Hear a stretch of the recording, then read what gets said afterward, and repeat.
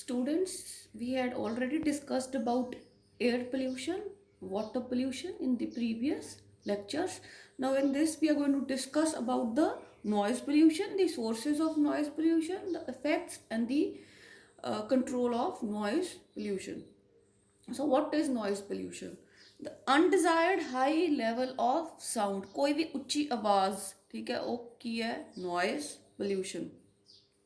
Noise is measured by a sound meter and is expressed in the units called decibels. Decibels ਜਿਹੜੀ ਹੈ units ਹੈਗੇ ਆ ਜਿਨ੍ਹਾਂ ਦੇ ਵਿੱਚ noise ਨੂੰ measure ਕੀਤਾ ਜਾ ਸਕਦਾ ਹੈ. 80 ਡੈਸੀਬਲਸ ਤੋਂ ਬੇਟੇ ਕੋਈ ਵੀ ਉੱਚੀ ਆਵਾਜ਼ ਹੈ ਜਿਹੜੀ 80 ਡੈਸੀਬਲਸ ਤੋਂ ਜਿਹੜੀ ਵੱਧ ਹੈ that is considered as a noise pollution. ठीक है, if there is a any value of the sound which is more than 80 decibels ਤਾਂ ਆਪਾਂ ਕਹਾਂਗੇ noise pollution ਹੋ ਰਿਹਾ ਹੈ. ਤੇ ਬੇਟੇ ਅਗਰ 140 decibels ਤੋਂ ਵੱਧ ਦੀ ਆਵਾਜ਼ ਹੋਵੇ ਤਾਂ that becomes unbearable. ਉਹ ਫਿਰ ਆਪਣੇ ਜਿਹੜਾ ਹੈਗਾ ਹਿਊਮਨ ਦੇ ਜਿਹੜੇ ਈਅਰਸ ਹੈ ਉਹ ਬਰਦਾਸ਼ਤ ਨਹੀਂ ਕਰ ਸਕਦੇ ਤੇ ਫਿਰ ਉਹ ਕਾਫੀ ਜ਼ਿਆਦਾ ਬੁਰਾ ਪ੍ਰਭਾਵ ਪਾ ਸਕਦੀ ਹੈ on the different parts of the year. ਫਿਰ ਬੇਟੇ ਹੁਣ ਕੁਐਸਚਨ ਹੈ ਕਿ ਇਹ ਜਿਹੜੀ ਨੋਇਜ਼ ਹੈ ਇੰਨੀ ਇਹ ਆ ਕਿੱਥੋਂ ਰਹੀ ਹੈ, ਇੰਨੀ ਹਾਈ ਫ੍ਰੀਕੁਐਂਸੀ ਦੀ, ਇੰਨੀ ਹਾਈ ਡੈਸੀਬਲਸ ਦੀ ਆਵਾਜ਼ ਹੈ ਜਿਹੜੀ ਕਿੱਥੋਂ ਪ੍ਰੋਡਿਊਸ ਹੋ ਰਹੀ ਹੈ. ਫਸਟ ਇਜ਼ ਇੰਡਸਟਰੀਜ਼ ਪ੍ਰੋਡਿਊਸ ਕਰਦੀਆਂ, ਕਾਫੀ ਜ਼ਿਆਦਾ ਆਵਾਜ਼ ਆਉਂਦੀ ਹੈ ਜਦੋਂ ਇੰਡਸਟਰੀਜ਼ ਦੇ ਵਿੱਚ ਜਿਹੜਾ ਹੈਗਾ ਮਸ਼ੀਨਰੀ ਵਗੈਰਾ ਜਿਹੜੀ ਚੱਲਦੀ ਹੈ. ਸੈਕਿੰਡ ਇਜ਼ ਬੇਟੇ ਰੌਕੇਟਸ, ਟੈਂਕਸ ਜਿਹੜੇ ਆਰਮੀ ਵਾਲੇ ਯੂਜ਼ ਕਰਦੇ ਹੈ, right. So they also cause a lot of noise pollution.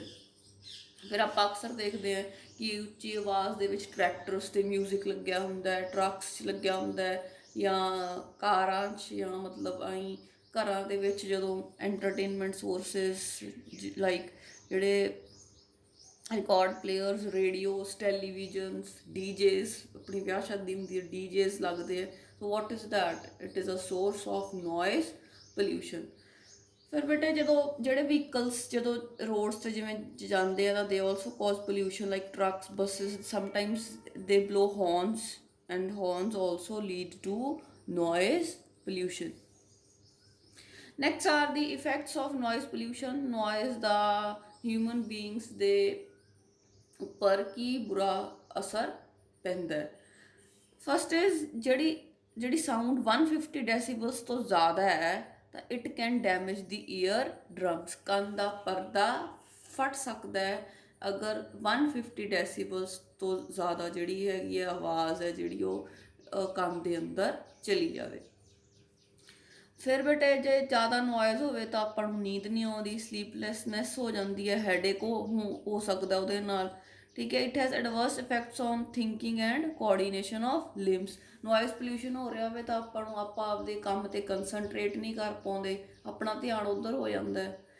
Next is it can even increase the heart rate, high blood pressure. Sometimes hospitals ਦੇ ਜਾਂ ਜਿਹੜਾ ਹੈਗਾ ਜਿੱਥੇ ਕੋਈ ਪੇਸ਼ੈਂਟ ਹੁੰਦੇ ਆ ਉੱਥੇ ਜ਼ਿਆਦਾ ਇੱਕਦਮ ਹਾਈ ਨੋਇਜ਼ ਆ ਜਾਂਦੀ ਹੈ ਤਾਂ ਉਹ ਜਿਹੜੇ ਪੇਸ਼ੈਂਟਸ ਹੈ ਉਹਨਾਂ ਦਾ ਬਲੱਡ ਪ੍ਰੈਸ਼ਰ ਹੈ ਜਿਹੜਾ ਉਹ ਇਨਕਰੀਜ਼ ਹੋ ਸਕਦਾ.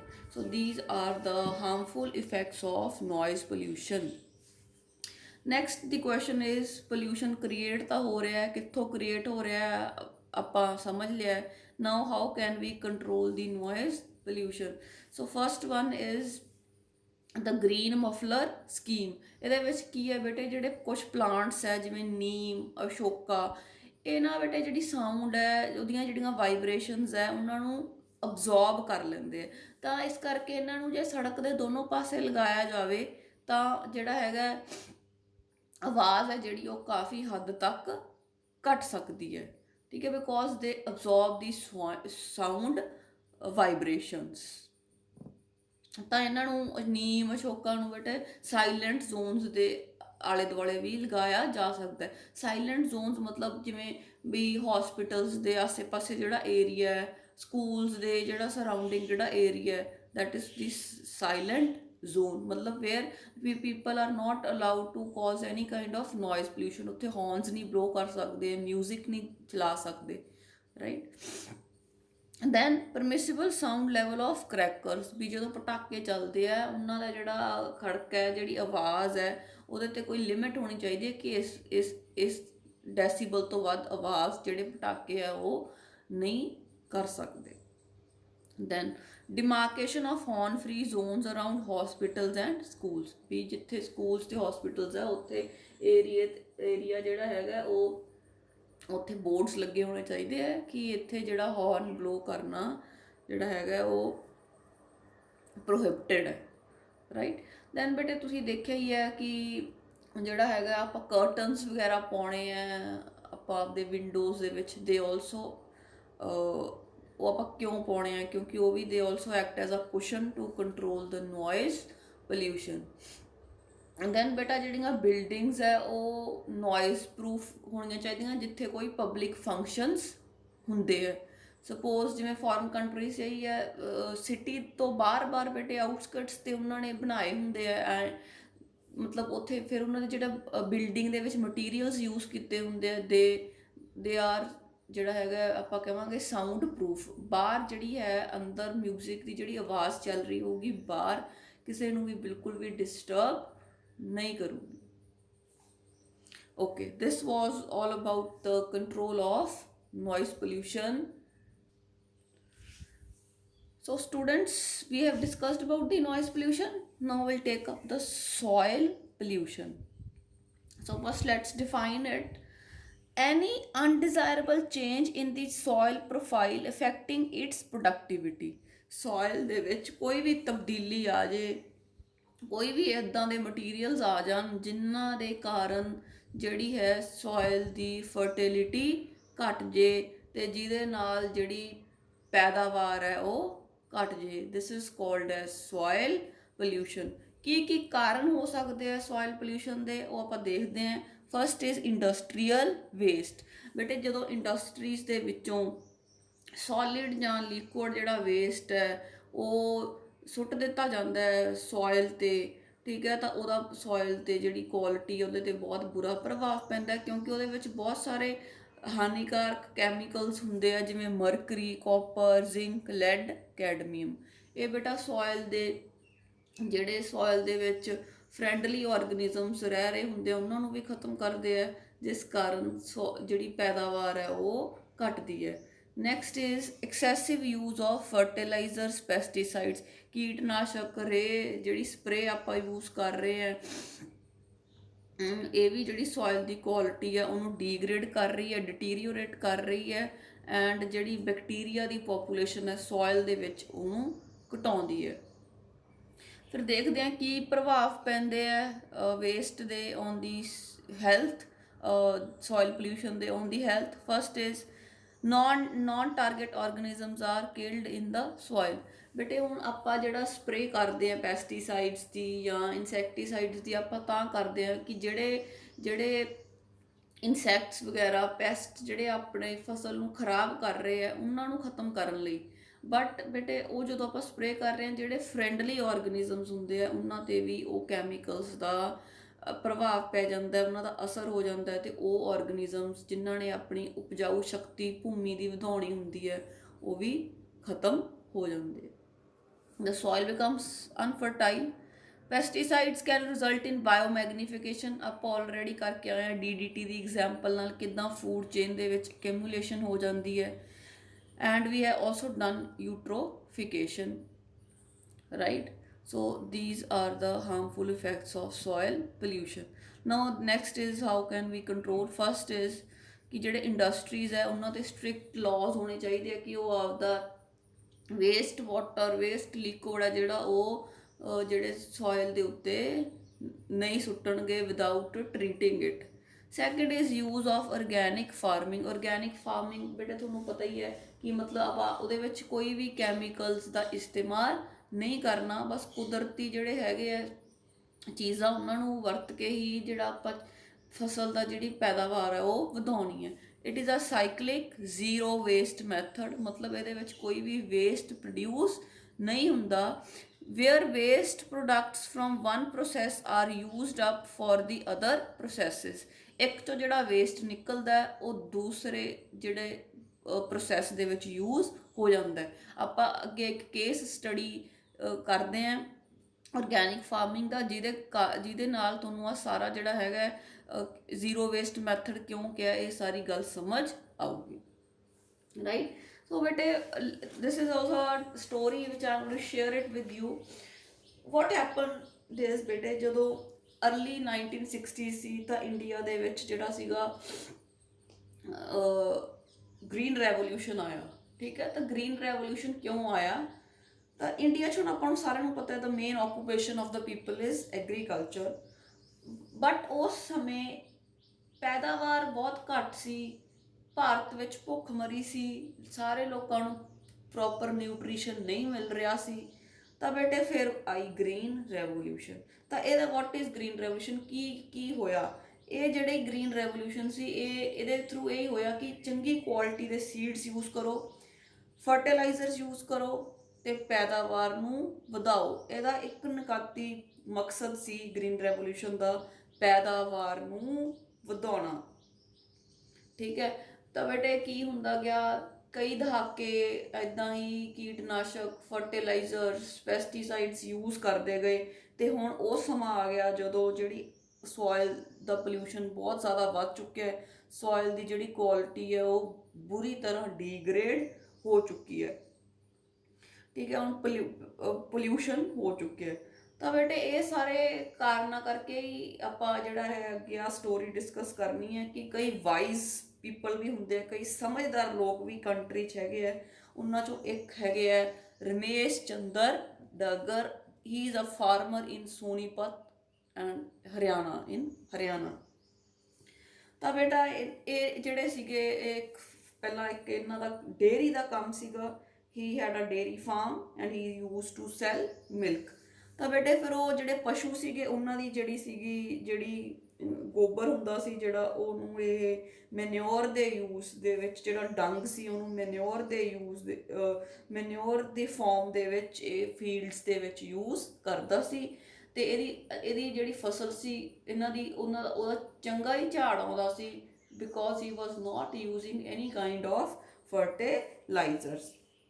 ਤਾਂ ਬੇਟੇ ਫਿਰ ਜਦੋਂ ਉਹਨਾਂ ਕੋਲੇ ਫਰਟੀਲਾਈਜ਼ਰਸ ਕਾਫੀ ਸੀ ਤਾਂ ਉਹ ਵੈਜੀਟੇਬਲਸ ਵੀ ਗਰੋ ਕਰ ਲੈਂਦੇ ਸੀ ਤੇ ਫਲਾਵਰਸ ਵੀ ਗਰੋ ਕਰ ਲੈਂਦੇ ਸੀ, ਪਲੱਸ ਜਿਹੜਾ ਆਪਣਾ ਬਾਕੀ ਐਗਰੀਕਲਚਰ ਜਿਹੜੀਆਂ ਫਸਲਾਂ ਉਹ ਤਾਂ ਲਗਾਉਂਦੇ ਸੀ।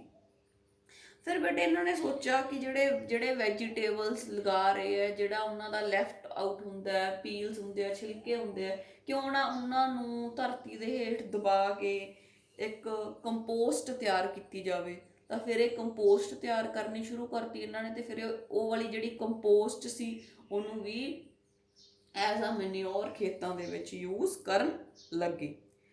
ਉਸ ਤੋਂ ਬਾਅਦ ਬੇਟੇ ਮੈਂ ਆਲਰੇਡੀ ਦੱਸਿਆ ਕਿ ਇਹ ਫੁੱਲਾਂ ਦੀ ਖੇਤੀ ਵੀ ਕਰਦੇ ਸੀ। ਤਾਂ ਫਿਰ ਇਹਨਾਂ ਨੇ ਸੋਚਿਆ ਕਿ ਜੇ ਆਪਾਂ ਬੀ ਕੀਪਿੰਗ ਕਰ ਲਈਏ ਤਾਂ ਜਿਹੜੀਆਂ ਮਧੂ ਮੱਖੀਆਂ ਉਹਨਾਂ ਨੂੰ ਫਲਾਵਰਸ ਤਾਂ ਉਹਨਾਂ ਲਈ ਅਵੇਲੇਬਲ ਹੀ ਹੈ, ਤਾਂ ਉਹ ਵਧੀਆ ਜਿਹੜਾ ਹਨੀ ਹੈ, ਸ਼ਹਿਦ ਹੈ, ਉਹ ਬਣਾ ਸਕਦੀਆਂ।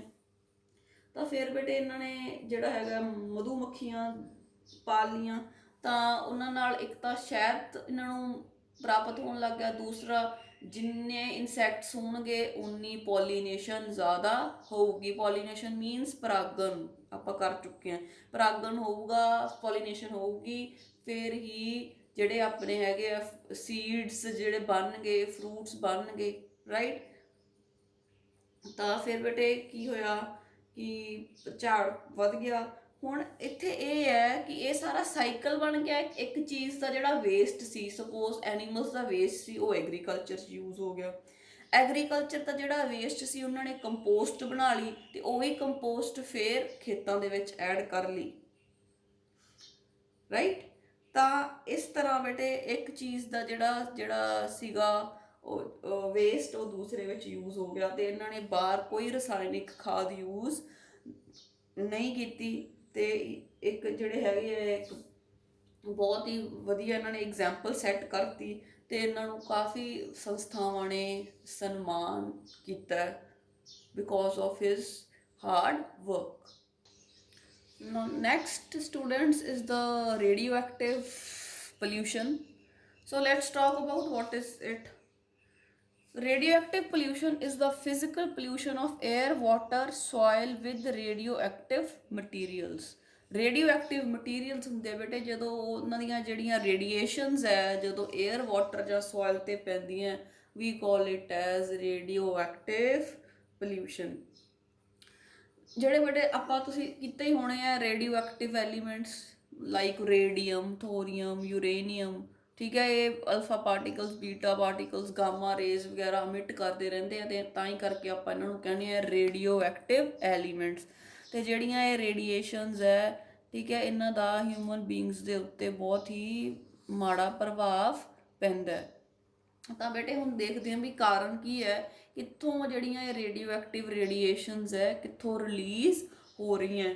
ਤਾਂ ਸਭ ਤੋਂ ਪਹਿਲਾਂ ਦੇਖੀਏ ਬੇਟਾ ਆਪਾਂ ਤਾਂ ਨੈਚੁਰਲੀ ਵੀ ਇਹ ਹੋ ਸਕਦਾ ਹੈ ਰੇਡੀਏਸ਼ਨਸ ਆ ਸਕਦੀਆਂ, ਕਿਉਂਕਿ ਜਿਵੇਂ ਆਪਾਂ ਦੇਖੀਏ ਵੀ ਜਿਹੜੇ ਅਰਥ ਦੇ ਕਰਸਟ 'ਚ ਪਏ ਆ ਇਹ ਰੇਡੀਓ ਐਕਟਿਵ ਐਲੀਮੈਂਟਸ, ਤਾਂ ਠੀਕ ਹੈ, ਤਾਂ ਉੱਥੋਂ ਇਹ ਅੰਦਰ ਜਿਹੜੇ ਅੰਦਰ ਹੈਗੇ ਆ ਅਰਥ ਦੀ ਕਰਸਟ ਦੇ, ਤਾਂ ਉੱਥੋਂ ਇਹ ਰੇਡੀਏਸ਼ਨਸ ਜਿਹੜੀਆਂ ਛੱਡਦੇ ਆ, ਤਾਂ ਉਹਨਾਂ ਕਾਰਨ ਵੀ ਜਿਹੜਾ ਹੈਗਾ ਰੇਡੀਏਸ਼ਨ ਰੇਡੀਓ ਐਕਟਿਵ ਪੋਲਿਊਸ਼ਨ ਹੋ ਰਿਹਾ।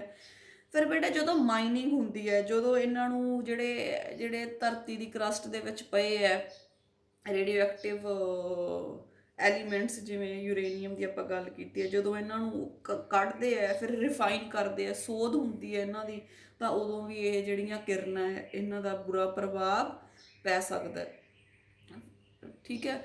ਫਿਰ ਬੇਟੇ ਜਦੋਂ ਨਿਊਕਲੀਅਰ ਵੈਪਨਸ ਜਿਹੜੇ ਹੁੰਦੇ ਆ, ਠੀਕ ਹੈ, ਉਹ ਜਦੋਂ ਬਣਾਏ ਜਾਂਦੇ ਆ ਅਤੇ ਉਹਨਾਂ ਦੀ ਟੈਸਟਿੰਗ ਕੀਤੀ ਜਾਂਦੀ ਹੈ, ਤਾਂ ਉਸ ਸਮੇਂ ਵੀ ਜਿਹੜਾ ਹੈਗਾ ਰੇਡੀਓ ਐਕਟਿਵ ਰੇਡੀਏਸ਼ਨਸ ਜਿਹੜੀਆਂ ਰਿਲੀਜ਼ ਹੁੰਦੀਆਂ, ਰਾਈਟ।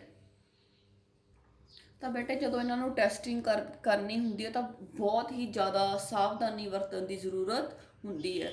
ਤਾਂ ਮੈਨੂੰ ਇੱਕ ਯਾਦ ਹੈ, ਠੀਕ ਹੈ, ਤਾਂ what happened is I was in school ਜਦੋਂ ਆਪਣੇ Vajpayee ji he was the prime minister and APJ Abdul Kalam he was the president. ਉਦੋਂ ਇੱਕ ਪੋਖਰਨ ਦੇ ਵਿੱਚ, ਰਾਜਸਥਾਨ 'ਚ ਇੱਕ ਪੋਖਰਨ ਜਗ੍ਹਾ, ਉੱਥੇ ਨਿਊਕਲੀਅਰ ਵੈਪਨਸ ਨੂੰ ਟੈਸਟ ਕੀਤਾ ਗਿਆ ਸੀ। ਤਾਂ ਉਹਨਾਂ ਨੇ ਬੇਟੇ ਪੋਖਰਨ ਕਿਉਂ ਲਿਆ, ਕਿਉਂਕਿ ਉੱਥੇ ਪੂਰੇ ਟਿੱਬੇ ਸੀਗੇ, ਰੇਤਲੇ ਟਿੱਬੇ, ਅਤੇ ਆਲੇ ਦੁਆਲੇ ਕੋਈ ਵੀ ਹਿਊਮਨ ਪੋਪੂਲੇਸ਼ਨ ਨਹੀਂ ਸੀ, ਕਿਉਂਕਿ ਇਹ ਜਿਹੜੀਆਂ ਰੇਡੀਏਸ਼ਨਸ ਹੈ ਇਹਨਾਂ ਦਾ ਹਿਊਮਨ ਬੀਇੰਗਸ ਦੇ ਉੱਤੇ ਬਹੁਤ ਹੀ ਬੁਰਾ ਪ੍ਰਭਾਵ ਪੈਂਦਾ ਹੈ। ਸੋ ਬੇਟੇ next we have the x rays. X rays ਤੁਸੀਂ ਦੇਖਿਆ ਹੀ ਹੋਊਗਾ, ਜਦੋਂ ਆਪਣੇ ਕੋਈ ਸੱਟ ਵੱਜ ਜਾਂਦੀ ਹੈ, ਕੋਈ ਹੱਡੀ ਦਾ ਆਪਾਂ ਕਰਾਉਣੇ ਆਪਾਂ ਜਾਂਦੇ ਹਾਂ, ਤਾਂ ਦੇ ਡਾਕਟਰ ਸੇਜ਼ ਕਿ ਐਕਸ-ਰੇ ਹੋਊਗਾ, ਫਿਰ ਹੀ ਅੰਦਰ ਪਤਾ ਚੱਲੂਗਾ ਕਿ ਕੀ ਪ੍ਰੋਬਲਮ ਹੈ।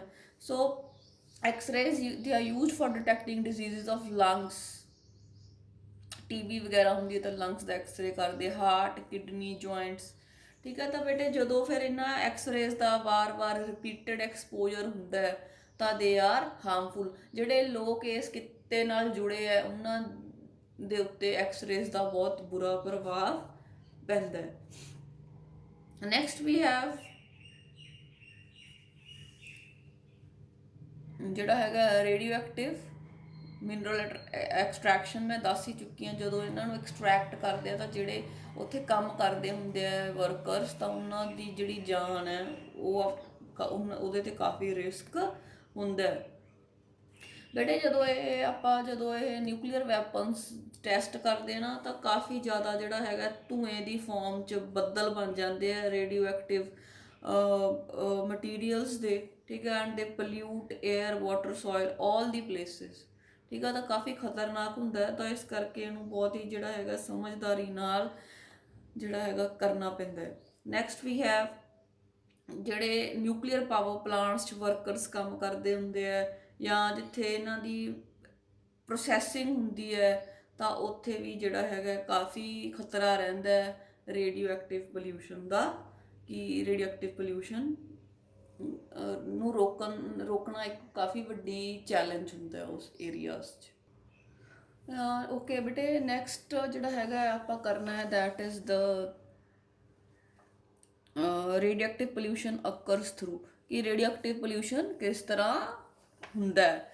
So it is due to ionising radiations and non ionising radiations. Ionising radiations ਆਪਣੀਆਂ ਆਉਂਦੀਆਂ X-rays, beta rays, gamma rays, ਠੀਕ ਹੈ। ਤਾਂ ਇਹ ਕਿਵੇਂ ਇਫੈਕਟ ਕਰਦੀਆਂ, ਜਿਹੜੇ ਵਰਕਰਸ ਮਤਲਬ ਜਿਨ੍ਹਾਂ ਦੇ ਉੱਤੇ ਇਹ ਜਿਹੜੀਆਂ ਰੇਜ਼ ਹੈ ਕੰਟੀਨਿਊਸਲੀ ਐਕਸਪੋਜਰ ਹੋ ਜਾਂਦਾ ਹੈ, ਤਾਂ it leads to loss of nails ਹੈ ਜਿਹੜੇ ਬੰਦੇ ਦੇ ਉਹ ਖਤਮ ਹੋ ਜਾਂਦੇ ਆ, ਹੇਅਰਸ, ਟਿਊਮਰਸ ਹੋ ਸਕਦੇ ਆ, ਕੈਂਸਰ, ਮਿਊਟੇਸ਼ਨਸ ਹੋ ਜਾਂਦੀਆਂ, ਜੀਨਸ ਦੇ ਵਿੱਚ ਚੇਂਜਸ ਆ ਜਾਂਦੀਆਂ, ਵੀ ਕਾਲ them ਐਜ਼ ਮਿਊਟੇਸ਼ਨਸ, ਅਨਵਾਂਟਡ ਚੇਂਜਸ ਆ ਜਾਂਦੀਆਂ ਜੀਨਸ ਦੇ ਵਿੱਚ, ਜੈਨੇਟਿਕ ਡਿਫੋਰਮਿਟੀਜ਼ ਮਤਲਬ ਜੀਨਸ 'ਚ ਪ੍ਰੋਬਲਮਸ ਆਉਣ ਕਰਕੇ ਬੰਦੇ ਅਪਾਹਜ ਵਗੈਰਾ ਇੱਦਾਂ ਦੀਆਂ ਸਮੱਸਿਆ ਆ ਸਕਦੀਆਂ, ਸ਼ਾਰਟਰ ਲਾਈਫ ਸਪੈਨ, ਜਿਹੜੇ ਤੁਹਾਨੂੰ ਦੱਸਿਆ ਜਿਹੜੇ ਵਰਕਰਸ ਰੇਡੀਓ ਐਕਟਿਵ ਰੇਡੀਏਸ਼ਨਸ ਵਾਲੀ ਜਗ੍ਹਾ 'ਤੇ ਕੰਮ ਕਰਦੇ ਆ, ਤਾਂ ਉਹਨਾਂ ਦੇ ਜਿਹੜਾ ਲਾਈਫ ਸਪੈਨ ਹੈ, ਜਿਹੜੀ ਉਮਰ ਹੈ, ਉਹ ਬਹੁਤ ਥੋੜ੍ਹੀ ਹੁੰਦੀ ਹੈ। Next we have the non ionising radiations. ਇਹਦੇ ਵਿੱਚ ਬੇਟੇ ਆਪਣੇ ਯੂਵੀ ਰੇਜ਼, ਅਲਟਰਾਵਾਇਲਟ ਰੇਜ਼ ਜਿਹੜੀਆਂ ਸਨ ਤੋਂ ਆ ਰਹੀਆਂ, ਇਨਫਰਾਰੈਡ ਰੇਜ਼ ਜਿਹੜੀਆਂ ਆ ਰਹੀਆਂ, ਤਾਂ ਲੈਟਸ ਸੀ ਕਿ ਹਾਊ ਇਟ ਦੇ ਇਫੈਕਟ। ਜਿਹੜੀਆਂ ਯੂਵੀ ਰੇਜ਼ ਹੈ ਬੇਟੇ ਦੇ ਕੋਜ਼ ਸਕਿਨ ਬਰਨਿੰਗ, ਬਰਨਿੰਗ ਦਾ ਜਿਹੜਾ ਹੈਗਾ ਕਰ ਦਿੰਦੀਆਂ। ਤੇ ਆਪਾਂ ਇਹ ਅੱਗੇ ਜਾ ਕੇ ਟੌਪਿਕ ਪੜਾਂਗੇ ਓਜ਼ੋਨ ਲੇਅਰ ਡਿਪਲੀਸ਼ਨ, ਉੱਥੇ ਆਪਾਂ ਯੂਵੀ ਰੇਜ਼ ਦੇ ਬਾਰੇ ਜ਼ਿਆਦਾ ਆਪਾਂ ਜਾਣਕਾਰੀ ਲਵਾਂਗੇ। ਦੈਨ ਇਹ ਜਿਹੜੀਆਂ ਯੂਵੀ ਰੇਜ਼ ਹੈ ਇਹਦੇ ਕਾਜ਼ਸ ਸਨੋ ਬਲਾਈਂਡਨੈਸ ਬੇਟੇ, ਜਿਹੜਾ ਮੋਤੀਆ ਵਗੈਰਾ ਅੱਖ ਦੇ ਵਿੱਚ ਹੋ ਜਾਂਦਾ ਹੈ, ਅੱਖਾਂ 'ਚ ਹੋ ਜਾਂਦਾ ਹੈ, ਜਿਹੜਾ ਕੋਰਨੀਆ ਉਹਦੇ 'ਚ ਪ੍ਰੋਬਲਮ ਆ ਜਾਂਦੀ ਹੈ, we call it as snow blindness. ਤੇ ਜਿਹੜੀਆਂ ਇਨਫਰਾਰੈਡ ਰੇਡੀਏਸ਼ਨਸ ਹੈ ਬੇਟੇ, ਇਹਨਾਂ ਕਰਕੇ ਜਿਹੜਾ ਆਪਣਾ ਐਟਮੋਸਫੀਅਰ ਦਾ ਟੈਂਪਰੇਚਰ ਹੈ ਉਹ ਵੱਧਦਾ ਹੈ ਤੇ ਗ੍ਰੀਨ ਹਾਊਸ ਇਫੈਕਟ ਦਿੰਦਾ ਹੈ। The next topic which I am to take is about the greenhouse effect and the ozone layer depletion, right. So ਬੇਟੇ ਹੁਣ ਇਹ ਤਾਂ ਆਪਾਂ ਦੇਖ ਲਿਆ ਕਿ ਕੀ ਪ੍ਰਭਾਵ ਪੈ ਰਹੇ ਹੈ ਰੇਡੀਓ ਐਕਟਿਵ ਰੇਡੀਏਸ਼ਨਸ ਦੇ। Let's see how we can control the radio active pollution. ਬੇਟੇ ਇਹਦਾ ਕੋਈ ਇਲਾਜ ਨਹੀਂ, ਇਹ ਬਿਮਾਰੀ ਦਾ ਕੋਈ ਇਲਾਜ ਨਹੀਂ। ਜਦੋਂ ਕਿਸੇ ਨੂੰ ਐਕਸਪੋਜਰ ਹੋ ਗਿਆ ਉਸ ਤੋਂ ਬਾਅਦ ਉਹਨੂੰ ਨਹੀਂ ਠੀਕ ਕੀਤਾ ਜਾ ਸਕਦਾ। ਇਹਦਾ ਇੱਕੋ ਹੀ ਇੱਕ ਸਲਿਊਸ਼ਨ ਹੈ, ਦੈਟ ਇਜ਼ ਪ੍ਰੀਵੈਂਸ਼ਨ, ਕਿ ਆਪਾਂ ਉਸ ਤੋਂ ਬਚਿਆ ਜਾ ਸਕੇ ਵੱਧ ਤੋਂ ਵੱਧ। ਇਹੀ ਆਪਾਂ ਜਿਹੜਾ ਹੈਗਾ ਆਪਾਂ ਕਹਾਂਗੇ ਕਿ ਫਿਰ ਉਸ ਤੋਂ ਬਾਅਦ ਆਪਾਂ ਡਿਸਕਸ ਕਰਦੇ ਹਾਂ ਕਿ ਕਿੱਥੇ ਕਿੱਥੇ ਆਪਾਂ ਨੂੰ ਸਾਵਧਾਨੀ ਵਰਤਣ ਦੀ ਜ਼ਰੂਰਤ ਹੈ। ਫਸਟ ਇਜ਼ ਬੇਟੇ ਕਿ ਜਿੱਥੇ ਜਿਹੜੇ ਨਿਊਕਲੀਅਰ ਰਿਐਕਟਰਸ ਹੁੰਦੇ ਆ ਉਹਨਾਂ ਦੇ ਵਿੱਚ ਐਜ਼ ਅ ਫਿਊਲ ਪੈਂਦੇ ਆ ਜਿਹੜੇ ਹੈਗੇ ਆ ਆਪਣੇ ਰੇਡੀਓ ਐਕਟਿਵ ਐਲੀਮੈਂਟਸ, ਤਾਂ ਬੇਟੇ ਉੱਥੇ ਜਿੱਥੇ ਬਹੁਤ ਸਟ੍ਰਿਕਟ ਅਤੇ ਸੇਫਟੀ ਮੈਜਰਸ ਇਨਫੋਰਸ ਕਰਨੇ ਚਾਹੀਦੇ ਆ, ਲਾਗੂ ਕਰਨੇ ਚਾਹੀਦੇ ਆ। ਜਿੱਥੇ ਨਿਊਕਲੀਅਰ ਰਿਐਕਟਰਸ ਹੈ, ਜਿੱਥੇ ਇਹਨਾਂ ਦਾ ਰੇਡੀਓ ਐਕਟਿਵ ਐਲੀਮੈਂਟਸ ਦਾ ਟਰਾਂਸਪੋਰਟ ਹੋ ਰਿਹਾ ਹੈ, ਅਤੇ ਜਿੱਥੇ ਇਹਨਾਂ ਨੂੰ ਵੇਸਟ ਨੂੰ ਜਿੱਥੇ ਸੁੱਟਿਆ ਜਾ ਰਿਹਾ, ਉੱਥੇ ਕਾਫੀ ਸਾਵਧਾਨੀ ਦੀ ਜ਼ਰੂਰਤ ਹੁੰਦੀ ਹੈ। Next is storage of nuclear waste. ਜਦੋਂ ਜਿਹੜਾ ਨਿਊਕਲੀਅਰ ਵੇਸਟ ਹੁੰਦਾ ਹੈ ਉਹਨੂੰ ਜਿਹੜਾ ਸਟੋਰ ਕਰਨਾ ਹੈ, ਉਹਨੂੰ ਬਹੁਤ ਹੀ ਬੰਦ ਜਿਹੜੇ ਕੰਟੇਨਰਸ ਹੁੰਦੇ ਆ, ਕਾਫੀ ਜ਼ਿਆਦਾ ਉਹਨਾਂ ਦੀ ਜਿਹੜੀ ਥਿਕ ਮਟੀਰੀਅਲ ਦੇ ਬਣੇ ਹੁੰਦੇ ਆ, ਅਤੇ ਉਹਨਾਂ ਨੂੰ ਧਰਤੀ ਦੇ ਅੰਦਰ 500 ਮੀਟਰ ਡੂੰਘਾ ਪੱਥਰਾਂ ਦੇ ਵਿੱਚ ਜਿਹੜਾ ਹੈਗਾ ਉਹ ਡਿਸਪੋਜ਼ ਆਫ ਕੀਤਾ ਜਾਂਦਾ, ਤਾਂ ਕਿ ਜਿਹੜੀਆਂ ਉਹ ਕਿਰਨਾਂ ਉਹਨਾਂ ਦਾ ਜਿਹੜੀ ਧਰਤੀ ਦੇ ਉੱਪਰ ਆਬਾਦੀ ਰਹਿ ਰਹੀ ਹੈ ਉਹਦੇ ਉੱਤੇ ਬੁਰਾ ਪ੍ਰਭਾਵ ਨਾ ਪਵੇ। ਨੈਕਸਟ ਬੇਟੇ ਆਪਾਂ ਕਹਿ ਸਕਦੇ ਹਾਂ ਕਿ ਜਿਹੜੇ ਸਬਸਟਾਂਸਿਸ ਦੀਆਂ ਲੋ ਜਿਹੜਾ ਮਤਲਬ ਜ਼ਿਆਦਾ ਕਿਰਨਾਂ ਨਹੀਂ ਛੱਡਦੀਆਂ, ਲੋ ਲੈਵਲ ਆਫ ਰੇਡੀਏਸ਼ਨਸ ਛੱਡਦੀਆਂ, ਉਹਨਾਂ ਨੂੰ ਮਿਊਨਸੀਪਲ ਸੀਵਰਸ ਦੇ ਵਿੱਚ, ਜਿਹੜੇ ਸੀਵਰਸ ਬਣੇ ਹੁੰਦੇ ਉਹ ਵੀ ਕਾਫੀ ਡੂੰਘੇ ਹੁੰਦੇ, ਉਹਦੇ ਵਿੱਚ ਡਿਸਪੋਜ਼ ਕਰ ਸਕਦੇ ਆ। ਬਟ ਪਹਿਲਾਂ ਦੇਖਣਾ ਪੈਂਦਾ ਕਿ ਕਿੰਨਾ ਕੁ ਰੇਡੀਓ ਐਕਟਿਵ ਹੈ। ਜੇ ਜ਼ਿਆਦਾ ਰੇਡੀਓ ਐਕਟਿਵ ਹੈ then we have to bury it deep under the earth crust in the rocks, otherwise ਆਪਾਂ ਉਹਨੂੰ ਮਿਊਨਸੀਪਲ ਸੀਵਰਸ ਦੇ ਵਿੱਚ ਡਿਸਪੋਜ਼ ਆਫ ਕਰ ਸਕਦੇ ਹਾਂ। ਅਤੇ ਬੇਟੇ ਜਿਹੜੇ ਵਰਕਰਸ ਕੰਮ ਕਰ ਰਹੇ ਹੁੰਦੇ ਇਹੋ ਜਿਹੀਆਂ ਜਗ੍ਹਾ 'ਤੇ, ਉਹਨਾਂ ਨੂੰ ਕਾਫੀ ਸੇਫਟੀ ਫੋਲੋ ਕਰਨੀ ਚਾਹੀਦੀ ਹੈ। ਉਹਨਾਂ ਨੂੰ ਸਾਰੀਆਂ ਜਿਹੜੀਆਂ ਡਰੈਸ ਜਿਹੜੀ ਯੂਜ਼ ਕਰਨੀ ਚਾਹੀਦੀ ਹੈ, ਇਸ ਤਰ੍ਹਾਂ ਦੀ ਡਰੈਸ ਯੂਜ਼ ਕਰਨੀ ਚਾਹੀਦੀ ਹੈ ਕਿ ਉਹਨਾਂ ਦੇ ਉੱਤੇ ਜਿਹੜੀਆਂ ਰੇਡੀਏਸ਼ਨਸ ਹੈ ਉਹਨਾਂ ਦਾ ਜਿਹੜਾ ਪ੍ਰਭਾਵ ਹੈ ਉਹ ਘਟਾਇਆ ਜਾ ਸਕੇ। So this is all about the radioactive pollution, and next we will take up the greenhouse effect.